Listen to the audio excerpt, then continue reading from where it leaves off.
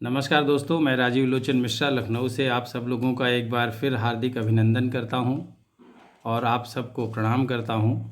आज मैं एक नए सब्जेक्ट के साथ आया हूं जो कि आध्यात्म, धर्म या इनसे संबंधित है और अभी पितृपक्ष शुरू होने वाला है, जिसे हमारे सनातन धर्म और हिंदू आजकल जो है सब पहले से ही मनाते आ रहे हैं। और पितृपक्ष में हम पितरों को प्रसन्न रखने का प्रयास करते हैं, उसकी वजह से पिंडदान करते हैं और बहुत सारे कार्य विधि करते हैं।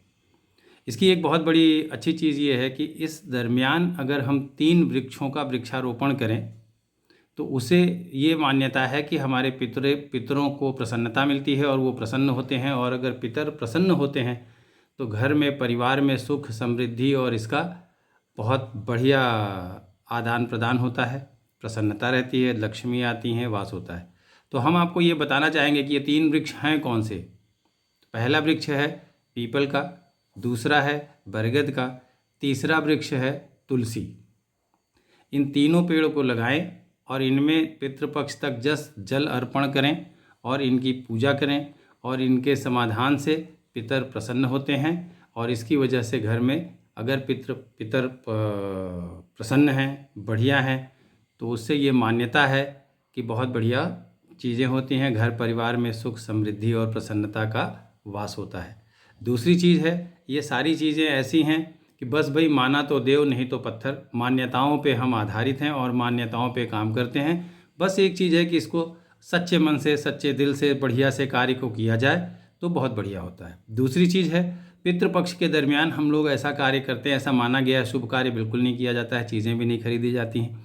एक नई चीज़ निकल के आई है जिसमें से 3 चीज़ और हमें इस दरमियान नहीं खरीदना चाहिए।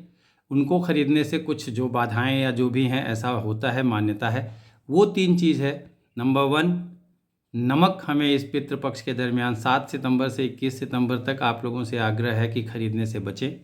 सरसों का तेल और झाड़ू। बाकी सोना चांदी, नए कपड़े तो ये हम सब नहीं खरीदते हैं और अधिकतर लोगों को मालूम है, आप सबको जानकारी है। बट ये 3 चीज़ को खरीदने से बचें, बिकॉज इससे बढ़िया होता है और पितर हमारे जो है प्रसन्न होते हैं। ये जो चीज़ें मैं आपको बता रहा हूँ ये जस्ट नॉर्मल जानकारी है, पढ़ाई लिखाई और ये संग्रह है। मैं कोई कर्मकांडी ब्राह्मण या पूजा पाठ करवाने वाला वो नहीं हूँ। बस ये हमें जानकारी मिली तो हमने सोचा जस्ट हल्की सी जानकारी है आप लोगों को साझा कर दें, क्योंकि ये चीज़ें बहुत बढ़िया रहती हैं और याद रखने में आसानी रहती है।